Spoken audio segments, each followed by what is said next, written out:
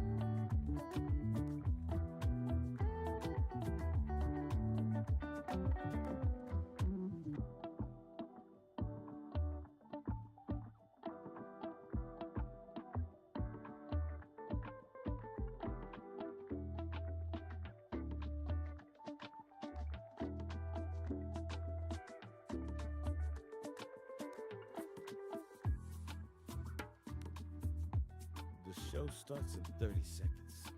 You ready? Take a deep breath in and breathe it out. Prepare for your shift.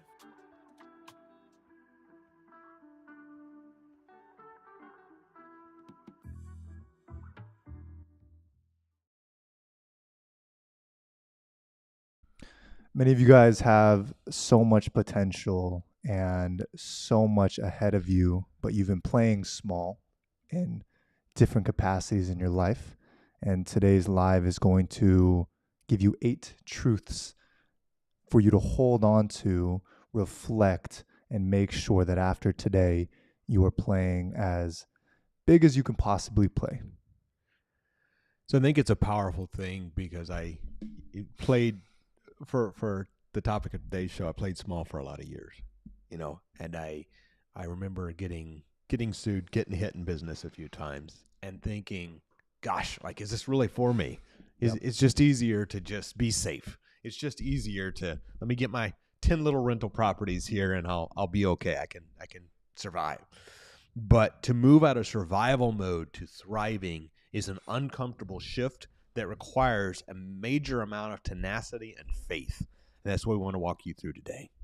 100%. So good to see you, beautiful people. I hope that you're doing well. Today we have all the comments in front of us, so we'll be reading what you guys have to say. If you have questions, pull them up. Otherwise, me and Andrew are just going to go truth by truth and really lay it all down from our experience, also from what our mentors have told us, and just dive fully in. So, number 1 is you are not confused. You are scared of your own potential. For so many years, I was very lost, and I thought this whole time that I was confused. I thought this whole time that I didn't know what direction I wanted to go. But this whole time, for the past 5 years, really 6 years, I've had a vision for myself. I've had an idea for where I wanted to be, but really I was just scared of, hey, what if I actually get there? What if I get to a point where I become successful? Will I have anything else to do? Or what if I make a whole lot more money, then I have to pay more taxes? Or what if I lose the money? What if I? And I was scared for so many years, and that's why I never took the first step. Is fear of success or fear of failure more real? I believe that they're both incredibly real, but the fear of success is something that's not talked about enough because we kind of mix the two together. But I think it's important to look at them both and say, okay, fear of failure is the fear of putting yourself out there. The fear of being seen failing is really what it is. I'm not going to post because I'm comfortable here, but if I post, then someone could see that my metrics are low and they could look at it and call me a failure. Yeah. Right. But then also, what if I am seen by millions of people and then I'm found out? Yeah. Right. So it's a bitter mix of the two. I think it's a powerful thing when when we talk about time freedom, money freedom, having a mental freedom is powerful. Absolutely. You can just be authentic and say, hey, like, I know I was meant for more. I know it's scary. I know that I may fail and I may have successes. I will fail and I will have successes. And when you can just own that and be okay with that, a new level of freedom unlocks that is very powerful. So how in this time can we make sure that we can uncover that fear and start really taking action, really becoming the person who can live out the potential, right? For you had been doing real estate for 8 years at the time, but you never allowed yourself to go full on. You always played a little bit small. Yeah. What broke you out of that? What allowed you to do that? What teachings gave you that ability? Well, it's the timeline was when our brotherhood was born, when we started connecting, because I had a certain level of fear I overcame when I went from broke country boy to doing hundreds of deals. But I was still scared of my potential. I felt confused. I felt overwhelmed. I wasn't enjoying the business or life because it's like the very thing I thought was going to offer me freedom was a trap. And it kept me in that loop. And so whenever we connected and you was like, hey, let me help you work out. And I started implementing habits I'd never done before. Like I'd always talked to God, but I'd never really thought about calming my mind. The Bible talks about meditating on God's word day and night. And I never took in time to calm my mind, to quiet my mind, to take those restful moments, to spend time alone. And being able to embrace that started to make a lot of sense and clarity for me. And then, of course, my health, my confidence increased. And it was a very much an involvement over a period of time. What about for you? Well, you talk about meditating, you talk about calming your mind, and it's a very, in this society, I guess in the past 48 months, has been less of a core truth of like, hey, you have to hustle. You have to keep working, screw sleep, right? A lot of the bigger players that have built, and here's the thing I'm realizing is that a lot of those players who own the voice of the media right now, of like social media, have that hustle mentality to build the machine to then put their voice out there. So then that becomes the voice that most entrepreneurs hear. For sure. And I think a beautiful thing is that now a lot more creators are talking about alignment and talking about just calming your mind before you go into work, before you create, so that you can create from a foundation of God, from a foundation of your purpose. And a lot of people who follow this hustle culture and follow this mentality of always grinding find out in 3 years that they've led themselves 3 years into a path that they don't want to be in. Yeah. But you do learn a lot. So I will say that. For sure. But I just imagine if in the beginning of those 3 years, they just would have hustled in alignment, how much further they would be. Now, I think that's the key. What you just said there, hustle and alignment. Because my reason for hustling like I didn't want to be one of those lazy people who didn't do a darn thing. Right. Now, they repulsed me. Lazy people who would sit around and complain was repulsive to me. So I'm like, I want to be the person who gets crap done. So I'm going to do whatever I can. But then by not allowing myself time to plan, because I seen people planning and never doing, They would plan for 3 years and never make the first video, never make the first sales call, never do the first thing. So I was like, well, I don't want to be like that. So I'm just going to go full action mode. Right. And I think when you can know the alignment and know the vision because you've taken that time, even if it's just 15 minutes with you and God in a morning, because you've taken that 15 minutes, now the same amount of work is actually getting you to your goal rather than into a trap. 100%. So let's go to number 2, which is this truth that playing small protects you, but it also shrinks you. My belief on this topic, this idea, is that when you play small, you are doing a massive disservice to other people. Yeah. But you're also doubting God. Yeah. And you're doubting yourself tremendously. And it's this idea of the two, right? You play small and you impact 100 people, but at least you get to be quote unquote comfortable for that time.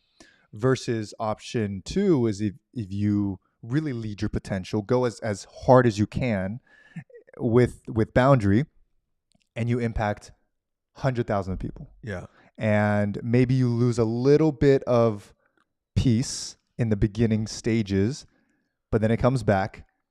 But you have to get out of your comfort zone. Yes. And I think if you look at it in that angle, you can identify with, hey, I like that one better, because on my deathbed, I'm going to look back and say, wow, I impacted 100,000 people versus 100 people. I agree. I think that's powerful because it's so easy to run from the things that scare us. You know, we've been hypnotized our entire life, or programmed our entire life. Like even by people who love us, you know, oh, be careful. Don't get into debt. Don't borrow money. Be careful. Don't do that if you can't afford. All of these be careful moments that is meant to protect us out of people who loved us, but in reality was keeping us smaller than we should have been. Because yes, we should look both ways before we cross the street, but that don't mean we should never cross the street. Yeah. Yes, we should not go borrow a bunch of high interest consumer debt to buy stupid stuff. But what if I use a credit card to buy a house that makes me $50,000? Right. So this leads us to number 3, which is you don't need more information. You need aligned action. Type in the chat, aligned action. That's good. So this right here is information.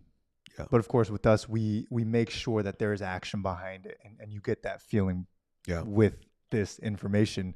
And I wanna really look at this idea where people scroll through social media for creativity, for inspiration, but we end up going through and consuming. And personal development business content has grown so much where everywhere you look, if you spend 15 minutes on social media, you have 19 new business models, 8 new ways to market, and 15 new competitors that you never even knew about before. And I love this idea of being able to, let's just say social media is required for your business, post consistently, and then go build the thing that you really want to build. How do you manage that though? Because like you have a following online and you post, like because for me, if I post something and like, I don't know what it's like to get billions of views. I know what it's like to get hundreds of views. And if my thing that I posted is blowing up, like I have this subconscious thing that every 7 minutes I need to check the notifications. Yeah, so if something blows up today, I'm going to check it like 20 times. And I'm being completely honest where let's just say right now, I'll check my social media maybe 5 times, and I'll tell myself, hey, we're balancing metrics. Yeah. Right. We're so it's like I'm definitely not a perfect person when it comes to social media use. However, the overall foundation of the mindset is we are creators and we're creating versus consuming. And I will still consume, but it's always a balance. I know if I tell myself 15 minutes, I'll give myself 15 minutes so I don't get down that loop. But you say you're not a perfect user of social media, but what constitutes perfect user? You're using it to grow the business. And, you know, unless you're doom scrolling for 7 hours a day, then that becomes a challenge, right? But if you're allowing yourself 3 15-minute segments to continue to boost the algorithms, very different thing. And I think that's a perfect thought process for your business, because what is your business? You know, for somebody who's helping social media people, for somebody who is building a real estate empire, for somebody who's building a lending company, like all very different aspects. Mm-hmm. And so understanding what is it, what puts fuel on the fire, and what is the needle moving action in your business. So then this idea of aligned action is every single, I don't want to say every single morning, right? Because there's some mornings that we miss. But as much as possible, asking yourself questions. What is the needle mover? Yeah. What, if there's one thing that I could be proud of today, if I only got that one thing done, what would it be? And you start asking yourself those questions, and let's just say that was the only one. You just ask yourself that question. I, the other day, had a really rough day where I felt like I just couldn't get anything done. And it's because I was trying to do every project in completion at once. And it completely overwhelmed me. And then I honestly went to ChatGPT as my therapy. And I was like, hey, this is all the things that's going on. Here's all the projects I have to do. And it brought me back to the thing that we do, which is, Leo, calm down. What is the one thing that when you go to bed tonight and your head hits the pillow that you could be proud of? And I did that one thing and I felt great. But after doing that one thing, I did another one, then another one, then another one. And the rest of the day ended up being so productive just because I switched the mentality of just doing one thing. Well, and we often hear the domino effect in a negative way, the domino effect of things falling. But it also happens in a good way. Because if you have a long to-do list and your brain is swirling with all this crap you got to get done, many times out of 96 to-do items that are swirling in our brains, if we done 3 or 4, half the list disappears. Right? Because of the domino effect, because of the needle moving action.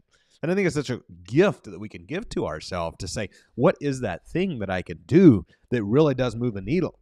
You know, I remember living in that loop back years ago when I was broke of trying to get a deal, but then trying to figure out how to get leads, but then trying to figure out how to close clients, and living in that loop of figuring out the revenue model.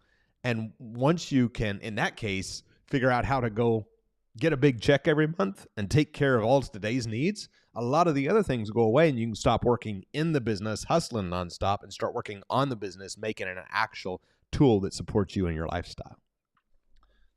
Something I want to do real quick is something that helps me tremendously, and this is a little bit off topic, but it's on my mind.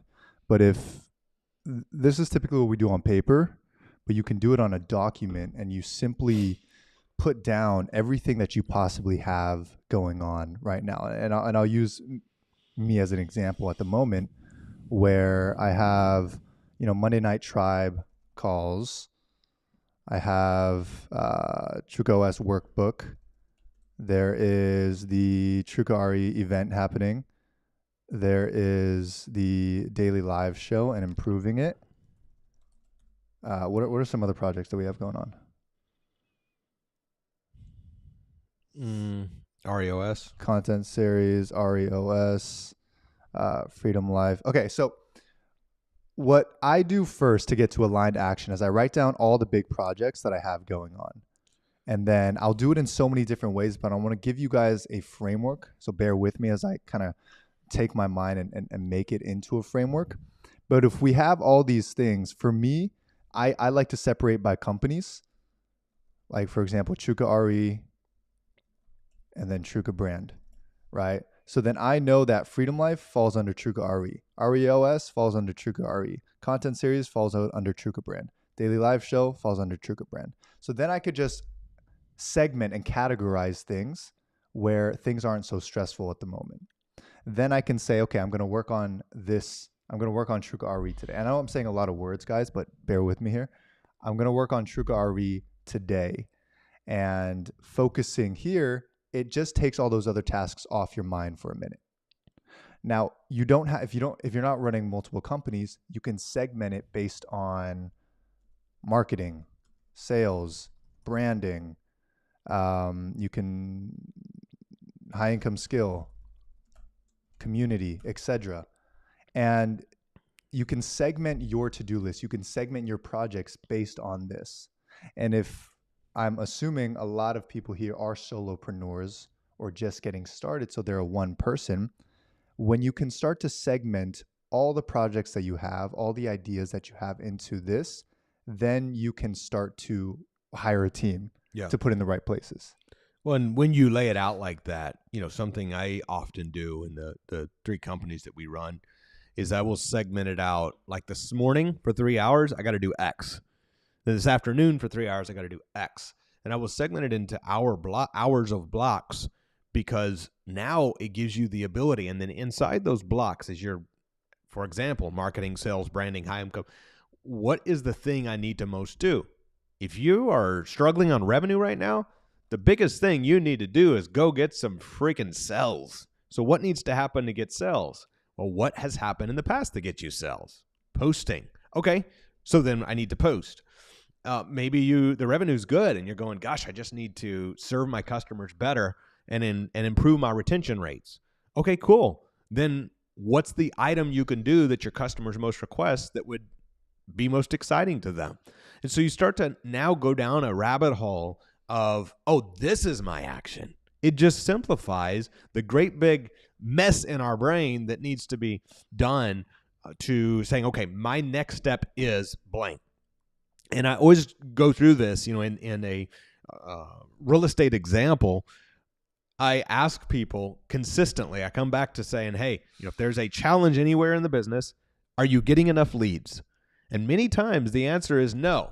Okay, leads solves all. No matter what business you're in, you have to get leads. Leads solves all. So in order to get more leads, what's the action I can take right now? So what Andrew's saying is you ask a question and you answer it. And then from that answer, you ask another question and then you answer it. And then until you get to a point where it's the solid thing to do, this is the item to take care of. Okay, like we did it before. Hey, I'm overwhelmed. What is the needle mover? I'm just going to write it again. Okay.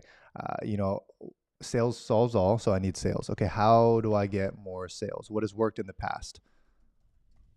Right.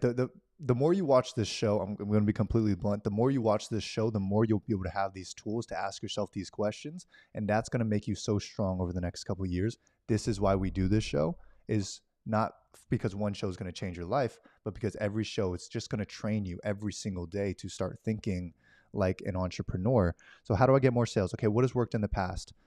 Content that leads to a DM that leads to a sale, or a paid ad that leads to a webinar, that leads to a booked call, that leads to a sale. So then when you're here, is there any more questions that I can ask? Andrew, what are some questions based on this that you can think of that we can ask? Is that has worked in the past? What's the next question that you would ask? Then what do I need to do to get content out? Okay. If it starts at content and that's how you're getting leads, then it's going to come down to what? Make a video? Make a post? Like what's that thing that I need to do? Because often the hang up, maybe we even know we need to do content. We know we need to post. We know we need to make a video.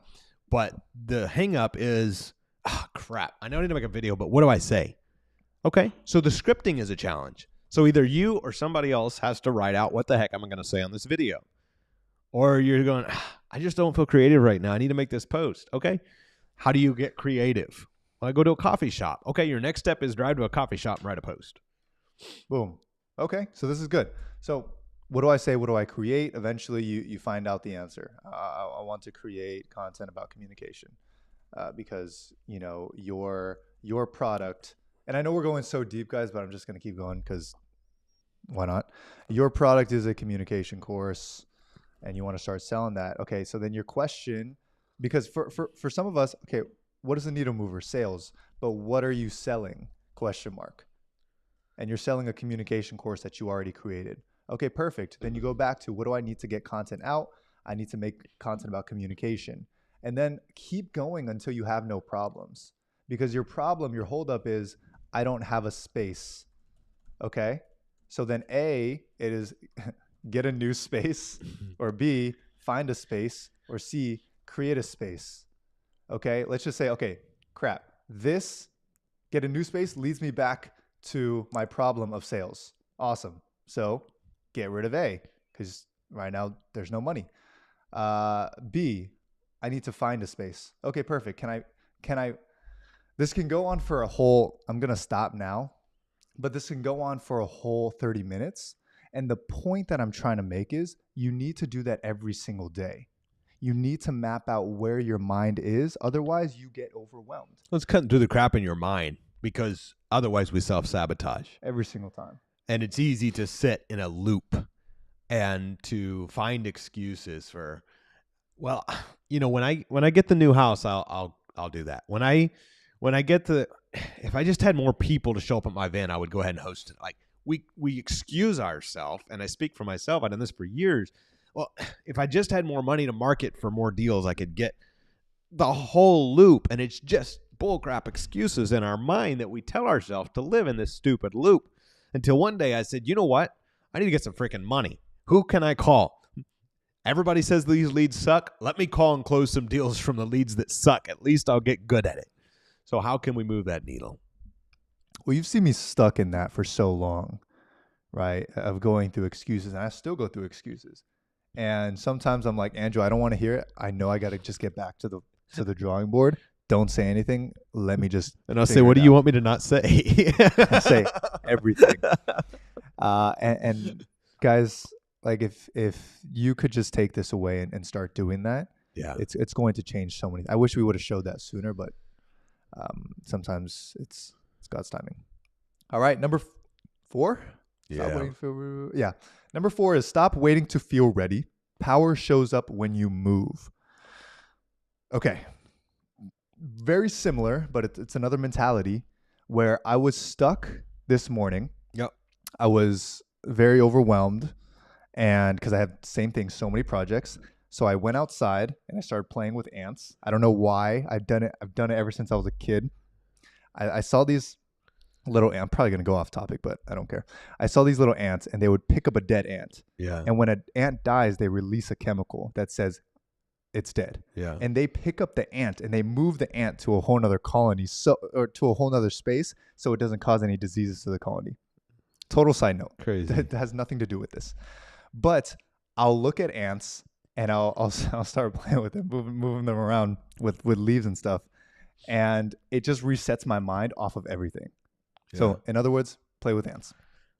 But after that, I will move on something. I'll do this, and I'll choose one thing to do, and I'll keep it so small where it's like, I'm just going to get that one thing done. And then after I get that thing done, I feel so confident to do the next thing. And this is repeating myself, but I really need people to get this, where you just have to move. But it's either you stay still Yeah. and talk to God or meditate or breathe, or you move and you do something. But if you dwell in your own overwhelm, you're cooked. Yeah. You're done. Something I thought of as you said that, when power shows up when you move, I was thinking of a few years ago, your car, Leo's Hemi Charger, Dodge Charger, has a 5.7 Hemi with the road and track pack. And I remember driving it on the Indiana Speedway years ago. And it has all the power in the big, beautiful Hemi engine. But it sits there just rumbling a little bit. You push the road and track pack button. It says it's ready for launch. That's what the screen says, ready for launch. But it sits there ready for launch, waiting for you to hit the gas pedal. And the moment you hit the gas pedal, it is 0 to 60 in a few very short seconds, because all the power is then showing up. I think this is such a powerful thing for each of you, because you realize God put in you something so much bigger and better than a 5.7 Hemi. But you literally are sitting there on so much gifting and power and blessing and anointing, except it's sitting there bottled up. And the gas pedal's just sitting there waiting to be pushed, but we're sitting there going, crap, what if I pushed the wrong thing? What if I'm not pointing in the right direction? What if I don't have clarity? What do I need to do? All of these what ifs. As long as we can live in that loop-de, all the power just sits there. But the moment we can step on the gas pedal of faith, of belief, and of action, we then begin to change the world because the power now goes from being bottled up in us to surrounding what's around us. It moves us in a way that we were meant to be moved. I like that. I want to dig a little bit deeper on that because, if this was years ago and I heard that, I would say like, sounds great when you say it, but how do we actually, move? How do we know what to move on? And I think it begins with massive amounts of clarity on what it is that you want. Well, because I'm not gonna toss on that gas pedal if I don't have a clear path ahead of me. Well, put in the wrong direction, it could kill you. Absolutely. And I think that's a perfect example, and that's where the fear comes in, right? Right. It's going, all right, but something you often say, I know who I am and whose I am. And so if I'm in alignment, but coming back to clarity, how do we get clarity of alignment? Ask yourself these questions right now of what do I truly want? And then your brain's going to go in a bit of a fog. I want this, I want this, I want this. Every one of your goals, for a second, let's just do this mirror test. When I was in a very lost place, you've seen it, and I was wanting all these different things, I had to do some soul searching, which led us to Truka. Okay. And what I did, and I never fully explained the process because it was like a 9-month process. But what I've done with my reflection since then. 9 months in, baby Truka was born. Exactly. What I've come to understand is that there's a filter that you can ask yourself. If nobody saw the car, if nobody liked the post, if nobody applauded your win, would you still want it? And when you ask these questions, you can start to kind of break through 3 months of soul searching, I hope. Yeah. I recommend doing as much soul searching as you can, but there's an extent of when you have to get things done. You can't go broke in soul search. You can. It's not fun. But when you ask those questions, and there's like 50 more, if you type that into ChatGPT and ask me more questions, you'll start to realize how many things are for other people, for approval, for validation, for that one ex, for your parents, for your father, for this person that hurt you. A lot of things are for other people. But when you truly have the goals in alignment with you and God and your purpose, then it always makes sense. Then you can always keep going. And then you can look 10 miles, 20 miles, 30 miles ahead and say, this is the right path for me, so I'm going to push on the gas. And that changed my life forever because majority of what I wanted to do was for other people. Yeah. Truka is for us, is for God, is for helping others, and genuinely is that. And that's why we push so hard every single day because of that fact. And that's powerful because otherwise it is empty. I think that's a gift that when you can step into that alignment and be honest with yourself, that gateway opens. Ready for number 5? Number 5, you were not meant to fit in. You were born to stand out. We dim our lights too much because other people are insecure, because they didn't realize that they weren't born insecure. Other insecure people created insecurity within them. It is an absolute disease of this world, is insecurity. It needs to settle in for a minute. That's powerful. How long? 5 seconds? Yeah. Insecure people created that insecurity in you. Yes, because a person who has truly weeded out most of their insecurity will simply lift other people up. The last thing they do is say things that create more insecurity because they know how much it affects them. That's powerful because I think the reason I wanted that powerful pause there was because of how deeply that resonated with me, was to realize that insecurity is not born. It's not given of God. It only comes from the enemy or from other insecuritans. And what a powerful thing. And when you realize that it is your greatest gift, the very thing that other people will shame you for or attempt to get you to hide your light for is the very thing that God gave you to stand out in the world. That's why the enemy, through other people or whatever reason, has tried to dim that light and that gift, is because that is your greatest gift that is going to change the world when you stand out. But when you stand out in that gift, that scares the enemy, and that scares other people who don't have your best interest in mind. And it's because people are mirrors. Yes. Let's just say I wasn't secure and you're crushing it across all angles. You're simply a mirror. When I see you, yes, I see you winning. I see you doing all these things. But as human nature, I'm going to say, how am I not doing those things? Why am I not there yet? And if I don't feel secure in my abilities, secure in my faith, secure in my resources, then I'm going to try to tear you down because it's going to make me feel better. That's powerful. Whereas someone who is secure in your abilities, I see you succeeding. I say, let me find out what he's doing. Yeah. And let me add that to what I'm doing because I want to run with you, but that's not going to tear you down. Yeah. Right?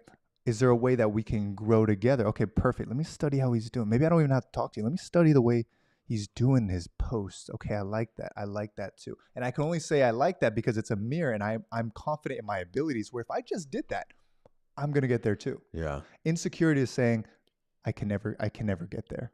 He's cheating. He's doing something wrong, right? He did something to get there. But it's easier to say that someone's cheating or they're doing it wrong. It's easier to validate why they're wrong than it is to change and admit that the last year, 5 years, 10 years, I've been doing it in a way that could have been done better. Yep. Because that's tough to accept. When you've been doing something for 5, 10, 15, 20, 30 years and you see somebody blowing past you, to look at them and say, oh, crap, I need to change, is to say, in a way, I could have done it better sooner. Mm-hmm. But I didn't learn that sooner. So rather than adapting when we realize it, it's easier to say, nope, they're doing something wrong, so we can continue to live in our same stagnant space. And I think that's a gift when you can be okay knowing, like, I don't care if they're younger than me, older than me, somewhere in between. If it's somebody who I can learn from, I'm in. And I think that's a special thing, of course, about what we do is we constantly push each other to new levels. Yeah. Your ego is the one that says all these things of protecting yourself and, oh, they're cheating, they're all these things. And I think a great book is Ego is the Enemy. And it took me a long time to read it because my ego told me not to read it. But then I finally sat down with myself, and it actually was the book that helped me overcome my ego. And it actually led me more to read the Bible. I don't know if Ryan Holiday is a Christian or, what I know he believes in a lot of things, but his book Ego is the Enemy is the one that got me to understand it, read the Bible, get closer to God. So shout out to Ryan. Next one is you're protecting people who wouldn't protect your purpose. You're protecting people who wouldn't protect your purpose. Now, my thought of this is that you are defending people in your mind and you're keeping people close who would drop if they had the choice of like keep them small and kill their purpose or let them rise above. I might lose them, but let them rise, but let them live their purpose out. Most people would keep you small. Yeah. Because if you start rising, their insecurity flares up. It's like inflammation, right? It's like it flares up when people win. And I feel like we could talk about this for hours because it really is a mission of ours to kill insecurity and to remove it from as many people as possible and build as many leaders up who can remove it from other people. Because if I remove insecurity from somebody, all that's left is greatness, is growth, and they're going to lift other people up. But anyways, what, Andrew, is your opinion on why people protect people who wouldn't protect their purpose? Well, I think there's human connection is a real thing, and there's somebody, I was just talking to a friend this morning about the fact that if you are mismatched in your loyalty or your friendship or your love and care for someone, then it becomes a dangerous place. And when you are linked up with someone, whether it be in friendship and family and spouse and other ways, with someone who you love and care about deeply, yet their goal is not to see you be your best, probably usually as a reflection of their insecurity, then you're in a very, very tough spot. And I was in that spot for years because I constantly lived around and surrounded myself around people who would consistently pull me down on purpose or by accident. I'm convinced 80 to 90% of it was subconscious. I don't think they hated. I don't think they wanted to see me fail. They just couldn't bear the fact that it was growing. It somehow something didn't add up for them in their minds. And I think that we have a love and a care, yet when we're growing, when we're getting closer to God and closer to our purpose, and the money gets better and the impact gets higher and the confidence goes higher, many people were not able to fly with you on that level. And I think that being able to detach from the seasonal friends and know the difference between soulmates that were meant to be a lifetime versus a seasonal friend who were meant to lift each other up for a season and God bless and move on, then till we understand that, we're going to be constant turmoil trying to protect those who don't protect our purpose. Yeah, find the people who genuinely want you to win. Yeah. And I look at us now and it's like we protect our people so much where our inner circle, all of them want us to win. Absolutely. And it's a very good feeling. And if you don't currently have that, I would definitely just start thinking about who that person would look like. It doesn't have to be like aesthetically what they look like, but you know, what does their energy feel like? How do they communicate? Because the more filters you can create and the more out there you can be, the better people that are going to appear in your life. Absolutely. I think it's like a math equation for life where you can kind of attract the people that you want, not through manifestation, but through a filter. Yeah. And then praying for the right people and praying that you can discern, is this person for me? Is this person not for me? Absolutely. Yeah. My brain's just working That's at the good. moment. Last two.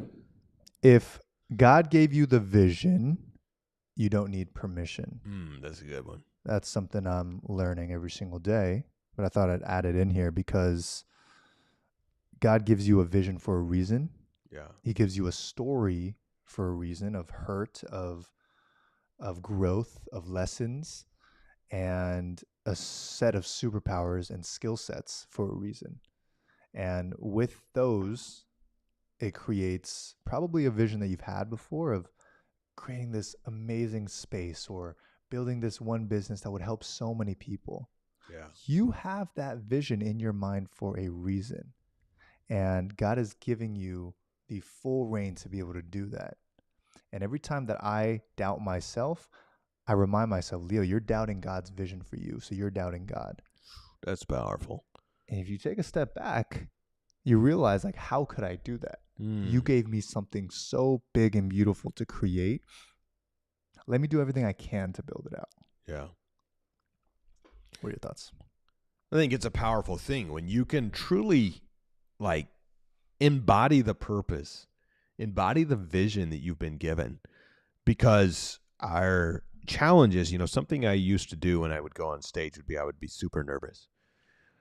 And then I realized the same ego that led some people to be super cocky when they spoke, which was, look at me, was the same insecurity that caused me to be insecure when I spoke. What do I look like? What if this? What if they think that? What if it was still on me? So in order to lose my nervousness, I started focusing on the people I was speaking to. And so once the focus comes off of me, mine, and I to mission, purpose, vision, and God and others, then the permission goes away. We're not looking for approval. We're not going, what are they going to think? What if? We're just saying, I am called for a purpose. I have this vision, and I would be doing a great disservice to God and the people around me if I didn't live it fully. So all the drama, all the riffraff, all the negative comments, all of the downward people who say harsh or mean things, it's as if they're not even existing, because you're so set on the vision. And if someone doesn't get it, it doesn't bother you. You don't take it personal no more. I think that's a powerful shift that we can make in our mind. Thank you for saying that. And there's so much wisdom that you have, Andrew. And I hope people like fully take it in and utilize it, because that's what helped me so much is the wisdom that you had. Thank you, brother. I wanted to say a quote that is from my favorite movie. Many of you probably have seen it. It is Coach Carter. Here, let me make sure this can be seen. You know what? It's fine. It says, "Our deepest fear is not that we are inadequate.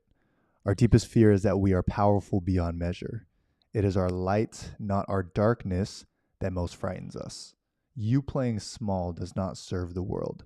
There's nothing enlightened about shrinking so that other people won't feel insecure around you. We are all meant to shine as children do. It's not just in some of us, it is in everyone. And as we let our own light shine, we unconsciously give other people permission to do the same. As we are liberated from our own fear, our presence automatically liberates others." That's powerful. Now I get chills when I read that, and when I first heard it. I read this every single day in 2022. Every single day. It was when I was learning affirmations. I every single day I read this out. I had a notes app, and I would go in there and I would read it. And it has built my character in the way that I am. Yeah. And people see me now and they say, I bring out good in people, but it's because I started to realize that I was playing small and it does not serve the world. Okay. And it says we are all meant to shine as children do. And it's such a beautiful thing, because every kid that you meet, initially, they're so excited. They're so full of the world, and they have dreams. We learn in school to create dreams. Yeah. And then all of a sudden you get told no. Your parents say no. Your teachers say no. Things happen to you. And eventually what happens to the person? They create all these fears. Mm-hmm. They create all these systematized ideas that they aren't enough. And they start to dim their light when someone starts to find their gold in them, yeah, and they start shining. All the other insecure friends around them start to shiver, yeah, and they start to hate on them because they're starting to shine, and they all feel not enough because they're systematically insecure because of the school system, because of the society, because of social media. Yeah. And now when that kid starts to shine a little bit, they get shunned for it, so they stay low. And I wanted to say this quote here for you guys so you can realize that you're playing small, again, does not serve the world. And other people are insecure. And anybody who hates on you, anybody who even gives you a backhanded compliment, anybody who doesn't believe in your vision, anybody who is even just trying to make you play it safe is insecure because they don't think they could do it themselves. But the moment that you look within yourself and say, wow, I have a vision and God gave me this vision and I have the choice to be able to grow and build something great, as all people do, as all children do, now I'm able to create something. Now I'm able to move. Now I'm able to shine my light so incredibly bright that it unconsciously gives other people permission to do the same. This is what me and Andrew do every single day now, because it's only changed our life so much. Thank you, Andrew, for charging it. Are we ready for number 8? I am ready for number 8. I kind of wanted to finish on that one. Oh, perfect. Because eight is the same as 2. But playing small doesn't match who you're becoming. You are becoming someone so extraordinary. You are becoming someone who doesn't give up. You are becoming someone who will lead, whether it's your family, whether it's your team, or whether it's an entire generation. You are becoming that leader. And playing small is cutting off the access to that person that you're becoming. I think it's a powerful example, and what the quote you was giving and the examples you were sharing was speaking to me, because I remember my younger self countless times getting pushed down by insecure people, but believing it was me. And I'd say many of you have experienced that, where you believe it's you because somebody said something mean. Somebody said something harsh. Somebody said you looked a certain way, or you were a certain way, or you were X. They labeled you things, and because they labeled that to you, you accepted it and believed that's who you should become. And oh my goodness, I've even heard people say it, and it hurts my heart. But I would hear people say insecure statements. They will name something and then they'll invalidate themselves. Well, that's stupid. I shouldn't have said that. Well, that's dumb. I usually say dumb things. All of these downward talks they start saying to themselves because somebody else put it on them and they accepted that kind of language patterns. And so for 5, 10, 15, 20, 30, 40, 50 years, they live under that curse. And the power of life and the power of death is in the tongue, the Bible says. 100%. And it's the ability to speak life. It's the ability to say, no, I'm a king's kid, and I am blessed and grateful every day. If there's a single person in your life that is insecure, that is keeping you small, I want you to play so big and just watch it like a comedy show. Every time you make a move that is big, watch them shrink and they turn red. They turn red, but it's not towards you. It is always towards their hate for themselves. Yeah. And I'm careful with this because you know my passion towards insecurity because of how many insecure people there were around me when I was younger. It was like a war every single day. And it's something that, luckily my mom taught me as well. It's like, hey, there's so many insecure people out there that will always be insecure when you play big. So I want you to play so big so you piss them off. That was her mentality. And I honestly kept that mentality for so long. And I'm not saying it's the right mentality, but I feel called to say this right now, that I want you to play so big that it pisses your haters off, that it pisses the people off that could even say anything about you, and keep going and keep going and keep going, and just have a great conversation with them one day and show them the actual heart that you have. Because I'm sure everyone, Andrew, that has ever hated on you, ever tried to do anything wrong, if they were sitting right here, they would be so mad right now. But if they're right here in front of us and, both of us are together chatting with them, they're going to have a full mirror of how small that they really are. Yeah. And that doesn't feel good.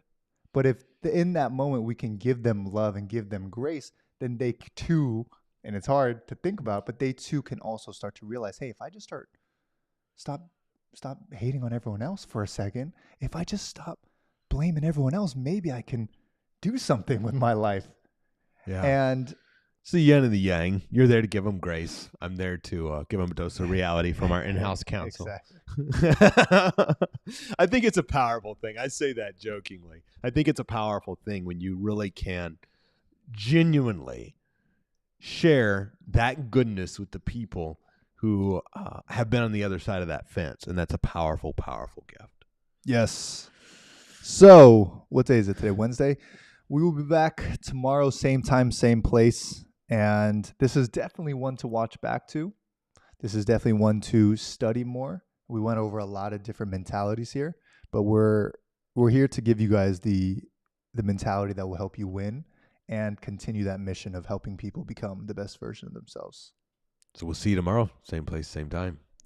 Peace out. Bye for now, guys.